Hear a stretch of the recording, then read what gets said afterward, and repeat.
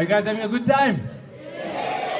Well, I've got a guy here that's going to show you or share with you how to have a good time every single day of your life.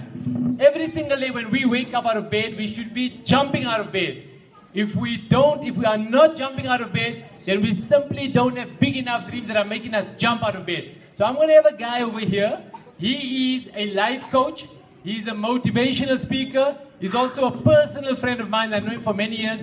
So I'm going to hand you guys over to Khalid Jassat, and he's going to share with you guys what to do or what to put into your lives to create that special spark. Thank you, people. Please put your hands together for Khalid Jassat. Thank you, Dr. Waja. Thank you to Jaswat. Thank you, Madam MC. And thank you to you all. Give yourselves a round of applause. Are we having fun or are we having fun? The best way to have fun is to breathe. So I want us all together to take 3 deep breaths from the inside out, hold it in for a while. We call it aha breathing, okay? So we're going to take it from inside, we're going to go. Let's all breathe together and release it slowly. Feeling good? Shall we do it again? And another deep breath. And hold it in for a while. And release it. And one more deep breath for me, okay? Hold it in for a while. And release it. Are you guys feeling relaxed? Give yourselves another round of applause. Come on. Well done.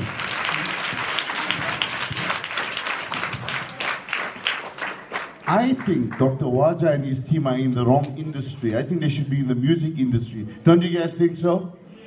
They were really awesome on stage, weren't they? And all the kids that were on stage, let's give them all a round of applause for all the efforts and all the teachers.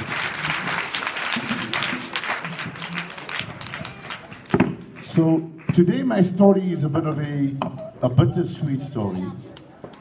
And normally I aim at speaking at the kids. Today I'm speaking to the kids, but mainly to all the teachers. And it's a very amazing story, a story I hold close to my heart.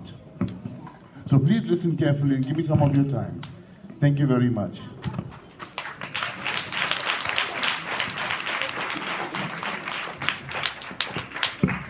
So it seems there was a school with a special teacher called Mrs. Thompson. And every Monday she would walk into her class and she would greet the class in a very special way. She would say, "I love you all." But she was lying to herself because there was one kid in the class which she didn't really love as much. His name was called Teddy. Teddy was very untidy, he was very unkept, and if everything went wrong in the class, Mrs. Thompson always blamed Teddy. And as the year went on, Teddy, anything that went wrong, any results that weren't good, anyone that didn't understand the work, it was Teddy's fault. Mrs. Thompson would walk into her class every morning and say to all her kids, "I love you all." But deep inside, she knew she was lying because she didn't love Teddy as much as she loved everyone else. And then it came time for the interim reports. She had to give a results report. And this school had a very different approach. All the results used to go to the headmaster. So the headmaster looked at everyone's results. He was very impressed with them. And then he looked at Teddy's results. And he asked Mrs. Thompson, "But why have you given Teddy such a low grade? He's a really good achiever. He's a really good kid. What's going on?" And she says, "Headmaster, you don't understand. Teddy is not attentive. He's very untidy. He never does his homework. He never keeps himself clean. He doesn't brush his teeth. And he's never on time." So the headmaster said to her, "Okay, look, it's weekend. I want you to reconsider Teddy's results." And he called up the archives and he asked the lady in the archives to give Mrs. Thompson Teddy's results for all the time that he was in the school, going back 5 years. And over the weekend, Mrs. Thompson was looking at his results, and Teddy was an A student. He always did very well. He was always on time, he was always well kept, and he always got great results. And then the results showed that he was dropping. And then she read in one of his progress reports that his mom had taken very ill, and that his mom was suffering from a terminal illness. And the next year, Teddy's results dropped even more.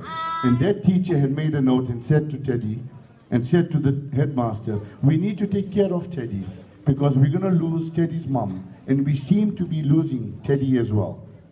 And the next year, as Mrs. Thompson cried and read all of these results, Teddy's mom had passed on. And Teddy was now alone, with no mom to take care of him. And that's the year he was in her class.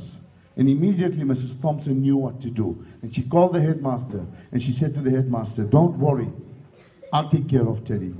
And that Monday morning, Mrs. Thompson walked into her class, and as she always greeted the class, "I love you all," she was lying to herself again, because that morning she had extra special love for Teddy. She had extra special care for Teddy. And she nurtured Teddy, and she assisted Teddy, and she gave Teddy more love than normal. And Teddy started doing better in school. And in the end, he did very well for that year, and it was time for the gifts. And Mrs. Thompson looked at all the gifts thrown all over her table. They were all gift wrapped beautifully. But there was one gift that was wrapped up in newspaper. And instinctively, Mrs. Thompson knew this was from Teddy. So she unwrapped the gift while all the other kids laughed. And she called Teddy up. And in the newspaper was wrapped up a half-used bottle of perfume and a bracelet that was missing a few crystals. And she said to Teddy, "Thank you very much, this is very special." And she sprayed some of the perfume on her. And as she did that, Teddy cried and said, "Now you smell like my mom." And he put the bracelet on and said to his teacher, Mrs. Thompson, that the day my mom died, this was the bracelet that she was wearing. Some of the crystals had fallen off, but he had kept it very safe. And that, at the end of the year, Mrs. Thompson received a note, a letter, which said, "I've met many teachers in my life, Mrs. Thompson, but you are the best. You are the most awesome teacher ever."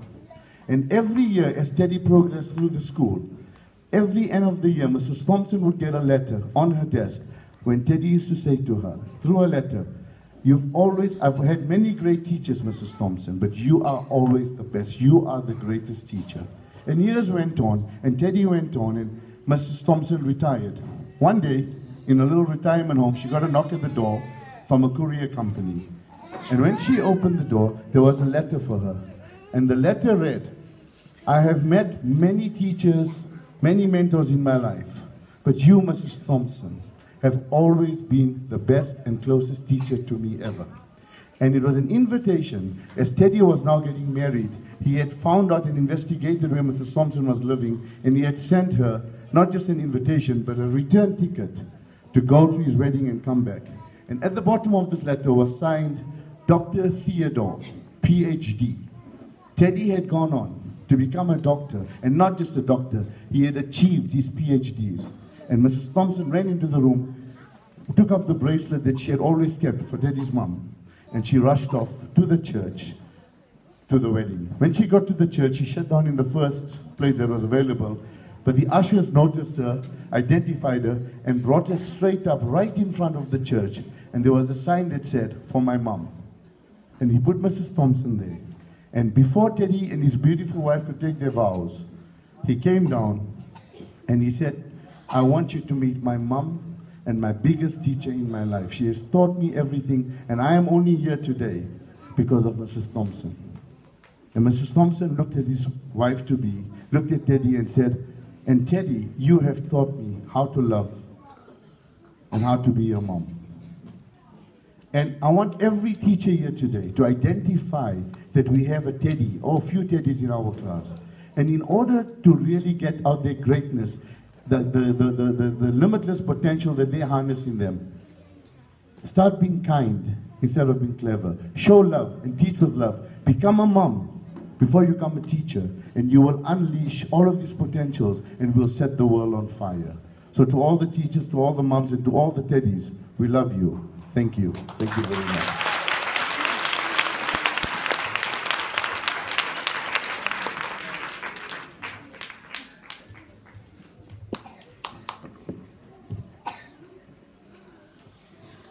Thank you, to Mr. Khalid Jassat, and nearly say Dr. Waja again. I'm used to mixing up my names, but also Dr. Waja. Thank you so much for this message. It's truly motivational for all teachers, I am sure. And the one aspect that I really like is